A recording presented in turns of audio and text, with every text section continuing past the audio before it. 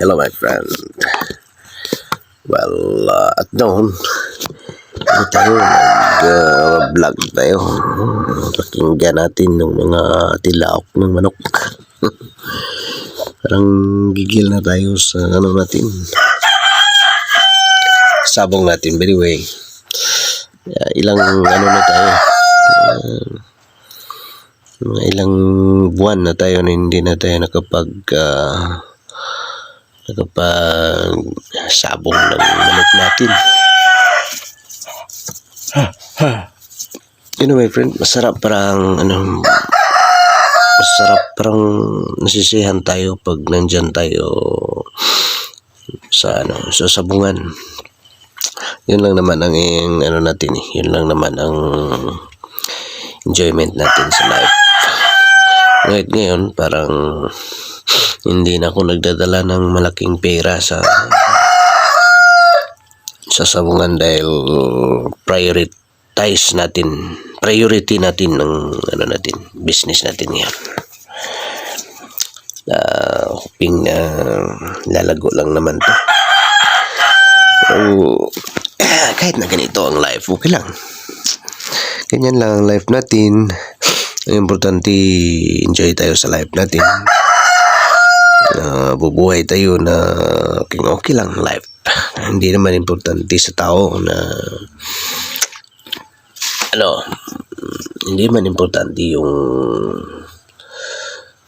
importante yung pera. Ngunit pag wala kang maraming pera, just accept the reality. Ka lang susumikap upang maabot mo ang mga ninanais mo sa buhay. Ngunit dito sa life natin, every Saturday pumunta tayo sa enjoyment natin. Kung wala tayong dalang kapital, nanonood lang tayo. Enjoy ka na. Nanonood sa laro ng mga alaga ng iba. Dahil dito sa akin kasi hindi ako bibit ng manok ko ng pagmaliit lang. Natatalo ka pag kahit na nanalo yung manok mo. Kung kunti lang ang money mo, naubos yung mo. For example, mayroon ka 10K. Ang 10K ko, my friend, pag uwi ko niyan, mga 5K na lang ang maiwan yan. Ganyan tayo. Pamigay sa mga kakilala natin, gastos natin. Hindi kasi tayo madamot eh. Yung anak natin, binibigyan natin. Yung ibang mga friend natin, kumain tayo ng mga pagkain na mga masasarap pa yan. Maiwan yan, mga 5K. Yan. Basta. Pero okay lang. That's why talo tayo kung pusta natin sa manok natin ay maliit. Wala na. Kung isip-isipin mo yung 5K na niiwan, kayo yan? Talo na yun. Dahil pag ang manok mo ay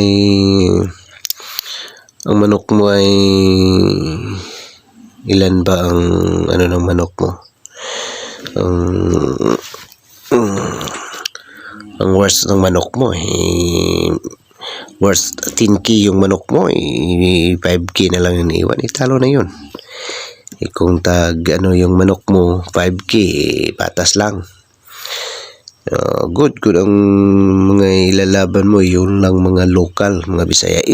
Doon sa ang sa reality sa sabong, bumibili lang ako ng mga manok dyan sa kanto Yung pinupustahan ko ng tag 10K, sa kanto ko lang yun binili. Yun. One time, yung manok ko na super, I regretted so much na ko yun. Sinalang ko yun sa competition dahil wala na akong manok na ganun super. Yung talisayin ko, wala na akong ganun. Naglaro. Mayroon ako nito ngayon dito isa. Ngunit Hindi katulad nun pag nagbitaw ng paa. Yung paa, terrible talaga pag bumibitaw yung paa. So ngayon, hindi na ako nasisiyahan sa mga manok ko. That's why pag mayroon kayong mga manok dyan na magaling maglaro, wag mo nang sayangin, wag mo nang ibitiw kahit na malaki yung pusta mo. Pinustuhan ko lang yun ng ilan lang yung pusta ko? Parang 12 yata. Sobrang liit yun. Sobrang liit yung 12K na ibakbak mo yung manok mo after na mamatay. Hindi naman kasi ako naniwala na mamatay yung manok ko. Dahil sa super talaga yun pag bumakbak yun. Nasugatan siya ng sa paa. Una siya nasugatan sa paa Nung sugatan siya sa paa, nabali na. Ngunit ang nabali ay ang sa right side. At saka nakarecover. Pero pagka-recover, wasak talaga ang kalaban, patay. Sandali lang. Sandali lang, ilang seconds lang yun ang bakbakan nila.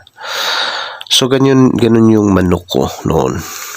I regretted so much na pag ginustahan ko lang ng maliit, super yung manok ko. Ngayon, wala na tayong material. Dahil sa ibang mga manok ko, hindi ganun ka super. Kaya yung mga kamanok, pag ang manok niya ay kukunti lang, iisa lang, dalawa ang yung super na manok mo, huwag mo nang ibitiw. Huwag mo nang sapalaran yun sa mga mananalo at mananalo yan. Ngunit wala ka ng material nun. So, ganun lang. Pag mga may isi-save mo yung mga manok mo na mga magagaling.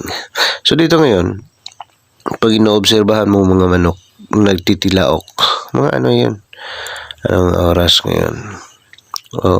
Almost 4 na yata.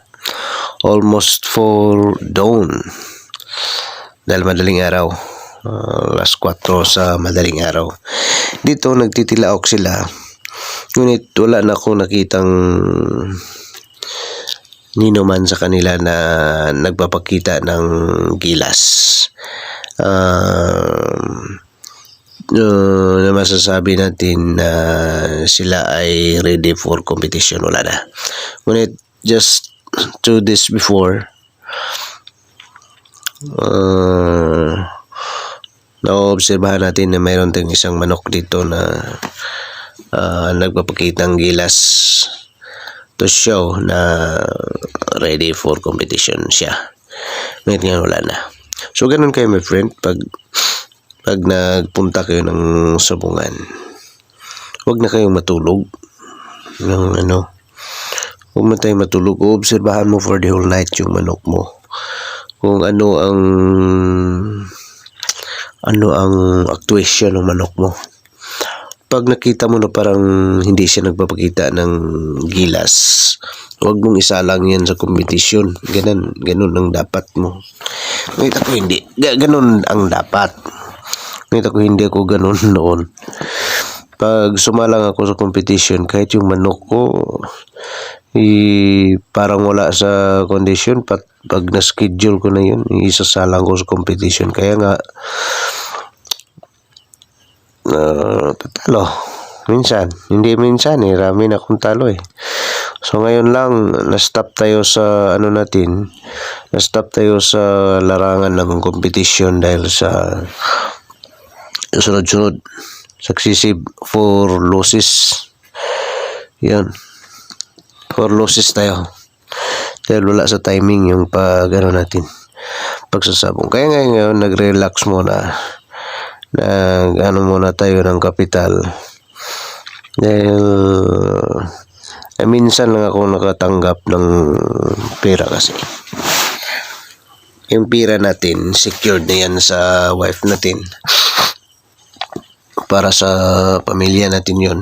Yung sinusugal natin ay yung pansugal na talaga na pera, yung mga extra na pera, extra bonuses, extra income natin other than our salary. Ganyan my friend. Ganyan tayo. Kaya nga, matalo man ako sa sugal, hindi ako nasasaktan. Kaya nga, yun sila, naobserbahan nila na medyo may kalakihan tayo magpusta ng manok noon. Dahil sa yung mga pinusta natin, ay ano na yan, hindi na yan natin inaasahan sa sa kabuhayan. Ang inaasahan natin dahil lang salary natin ay intact na yun, safe na yun sa partner natin. Yung mga pira na ginagamit natin, pansugal na talaga yun. So ganun lang ang buhay. Enjoy lang. Ngunit ngayon, iba na tayo ngayon. Hindi tayo katulad nun na pina-prioritize natin ang sabong ngayon. Pag mayroong pag may chance na pumunta tayo sa maglaro tayo, ngunit inuna natin muna ang business natin. Ito tayo ngayon, my friend. In the other way, wala tayong magandang manok ngayon. Ilan lang manok natin dito na hindi maganda talaga yung mga manok ko ngayon. Hinihintay ko pa yung galing sa malaking breeder. Galing yun sa pinakamalaking breeder. Hindi ko lang sasabihin sa inyo kung saang lugar siya nagbe-breeding na siya ang pinakalaki sa isang lugar. Yan. Siya ang pinakamalaking breeder sa isang lugar. Yan. Isang island. So, ganyan. Yun, hinihintay natin na padamihin natin. Mayroon tayong nakuha. Just siguro mga 3 weeks na. 3 weeks na to sa atin o 2 weeks pa lang. Na galing rin sa mga hindi naman masyadong okay na breeder. Basta't okay siya. Ngunit basta't hindi ko nire-recommend.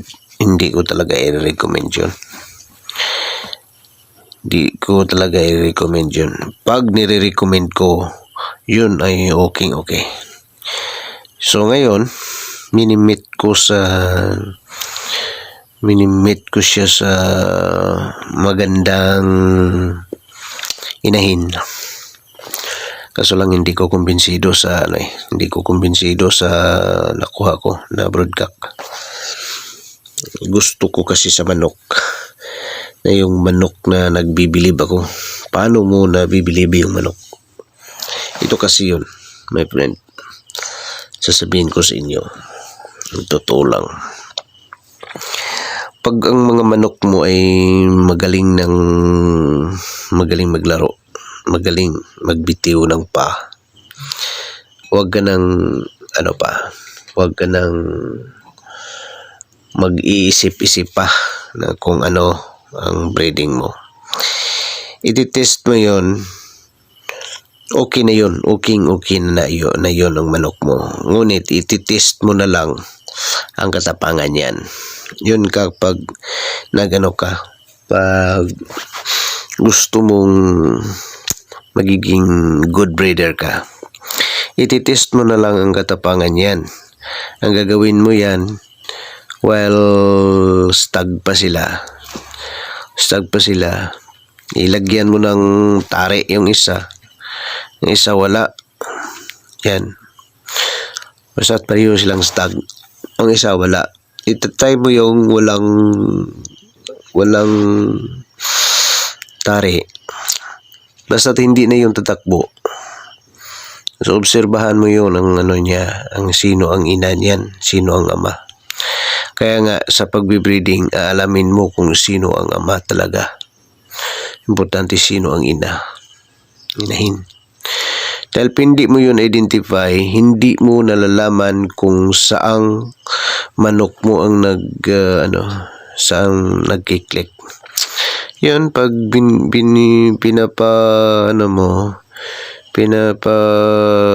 fight mo yung dalawa na mayroong tari at saka ang isa wala, pag hindi yan tatakbo, nagkiklik na yun ang breeding mo.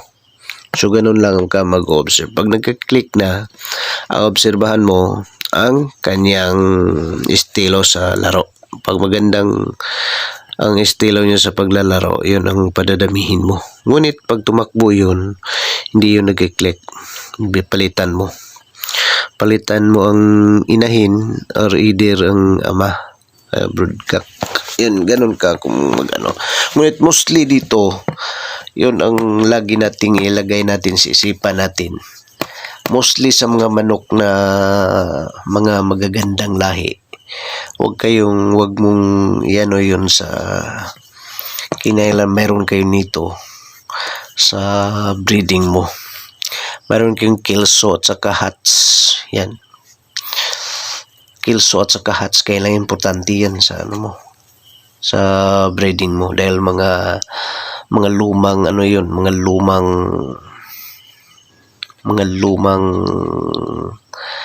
lahi yun. So titingnan mo lang na mga matatapang, baka crosses na yon. Kung crosses na yon, sisiguruhin mo na okay. Kaya nga dito sa pagbe-breeding, kung yun lang ang naman ang inano mo, concentration mo, yun, kailangang mag-i-invent ka, or ano mo yung tawag yun na titingnan mo ang mga manok mo, obserbahan mo ang mga manok mo upang magkiklik ang breeding mo. Dahil pag nagkiklik yung breeding mo, isa yun sa mga isa sa mga sources of income. One of the sources of your income yung manok mo. Kaya nga dito sa amin, mayroong breeder dito na ngayon nakikita mo marami ang tabing daan lang yun. Ngayong buwan makikita mo maraming mga manok.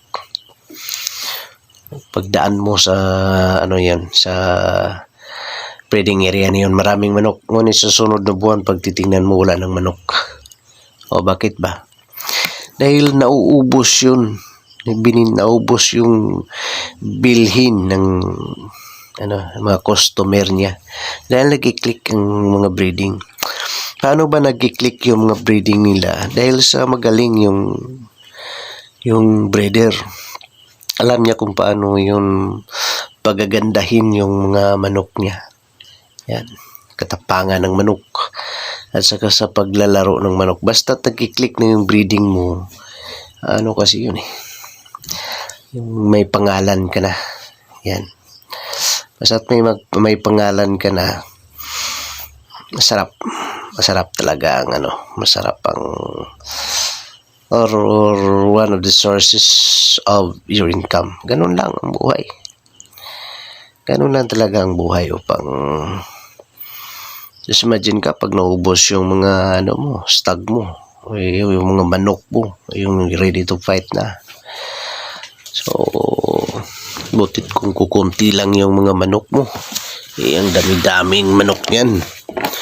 Pagdaan mo ngayon, next month, wala na. So, nagpapalaki na naman. So, one of the sources, as what I said, may lagi kong balikan. One of the sources of your income yung pagmamanok. So, kaya nga dito, maganda, ang manok mo ay, na dyan sa tabing daan, tabing highway kasi yun. Tabing highway upang nakikita ng mga yung mga buyers. Nakikita yun ng mga buyers. Yan. Yung mayroon ako niyan dito, inahin. Kaso lang yung minimit ko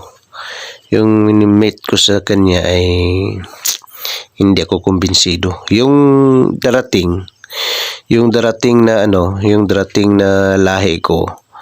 So, hindi ko pa alam kung kailan yan darating dahil sa busy sila lagi. Lagi silang ngayon, nagbabanding sila at saka nagbabanding sila lagi. na gumagawa sila ng mga sabungan. Dahil yun lang ang trabaho ng taong yun na magbibigay sa atin ng manok. Ano kasi siya yung inspector siya sa mga tari.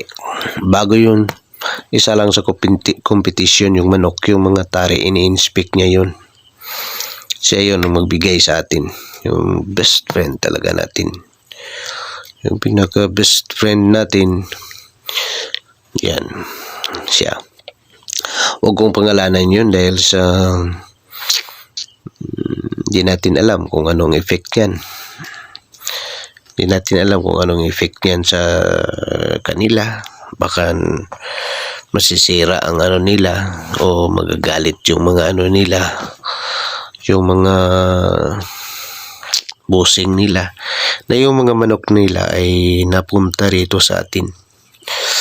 At saka sinasure ko na yung mga manok na yon ay hindi tayo pipikiin yun. Dahil totoong tao yun ang magbibigay sa atin eh. Kaya nga my friend yun, huwag nating sirain ang reputasyon natin sa sa mga kakilala natin, na pag hindi maganda ang uri ng manok mo, huwag mong sasabihin na hindi maganda yun. Sasabihin mo ang totoo. Yun kasi, itong kasing friend ko, pag maganda, sasabihin talaga na maganda. Dahil sa, yun. Pag hindi maganda, sasabihin na hindi. Yun, may may 18% na hulo yun. Yun ang sasabihin, yung totoong mga tao tayo. Dahil hindi tayo isang bisis lang dadaan dito sa mundo. Ganyan tayo ganyan kayo my friend sa larangan ng business. Huwag mong lukuhin yung tao sa business. Huwag mong lukuhin kaya nga dito kailangang totoo ka sa pagkatao mo. Dahil pag diluko mo yun, dito mayroon kasi akong mga kakilala rito na mga friend natin, ngunit ilang bisis tayong naloko eh. Sasabihin nila ito, mga mga manok kasi nila, mga Peruvian. Mga Peruvian sila na manok. Ang binintahan tayo ng mga manok na binili naman natin kagad. Ilan yung nabili ko? If I'm not mistaken, 3 ba yun? 4? Parang 3. Binili ko. Hindi ko pa naman binili ng mura dahil alam ko na magandang mga lahi nila.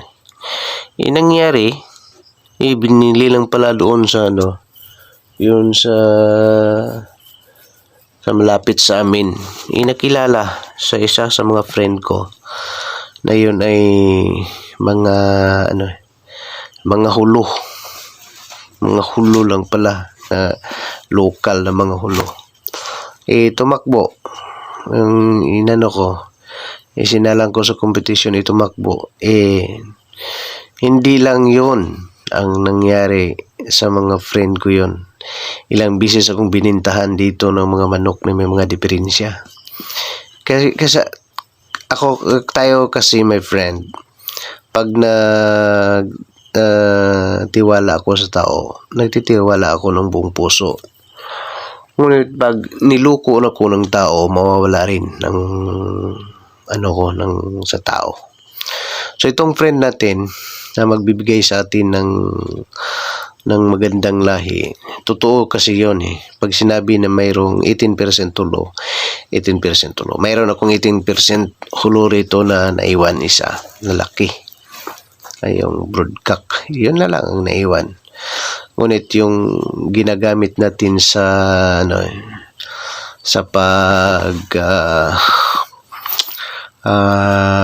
manok, sa kopa yung manok natin, pag meat yun, kopa ba yun? Tama ba yun sa inyo mga Tagalog? Kopa kasi yun sa Bisaya eh. Yung ginamit natin yung ibang lahi, yung anak niya Yung anak niya at saka ang anak niya, hindi ko sure sa ina nito kung okay ba. So kaya nga dito my friend, pag naparito kayo rito, pag lumaki tong ano natin, pag lumaki tong breeding natin, baka more on pagmamanok ang iba-vlog natin ito someday.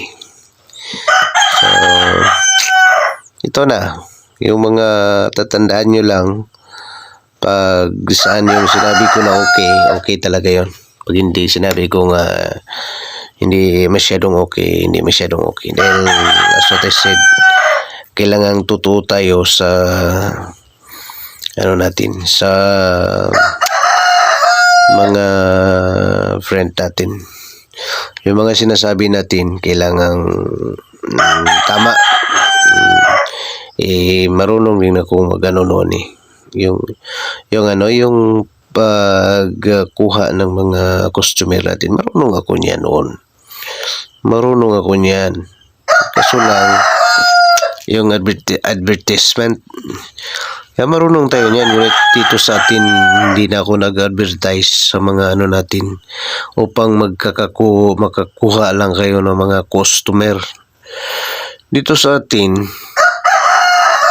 totoo ang ano natin, yung reality dito. Hindi na ako nag-advertise, yung reality ang ay pinapakita natin sa mga tao, dahil ang mga customer natin pag real, hindi natin ina-advertise yung mga manok natin, ngunit hindi naman real. Sa advertisement kasi mayroong mga fake niyan. May 7 uring advertisement kasi, hindi ko na yun masabi sa inyo. So dito sa atin, more on advertisement pa to sa atin eh. Pag real ka kasi, totoo ka, tunay ka, sobra pa yun sa advertisement eh. Dahil pag nakuha mo yung customer, hindi na yun bibitiw sa'yo. Forever mo na yun na customer. Dahil sa alam nila eh, hindi mo sila niluluko sa mga ano mo, mga breeding mo. Pag nakakuha sila ng manok sa'yo, naniniwala sila na ang breeding na yan ay okay.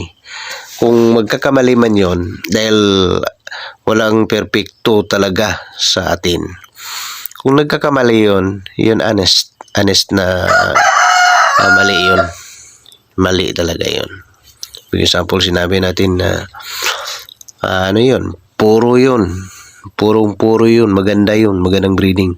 Ngunit pag may time na tumakbo yun, may tumakbo sa kanila, mga ano lang yun, mga rare case lang yun. Yan, 1 in a million, ganyan. Yan, so for example, baka may mga lahi sila noon na ganon sa mga kaninunuan nila na, so baka ganon. Naglulubat na tayo sa haba ng ano natin, vlog natin. Nagpa-vlog kasi ako dahil sa walang wala tayong magawa sa madaling araw. Gumising tayo, kukunin muna natin ang natin, ang charger natin. So hanggang dito lang muna my friend. So next time mula tayo, ito lang pala charger ko. Okay, hanggang dito na lang. Have a blessed day sa lahat ng mga kamanok. Marami pa sana tayong dapat pag-usapan. Next time na lang tayo kwentuhan mga kamanok. Have a blessed day and good luck sa mga naparito ngayon.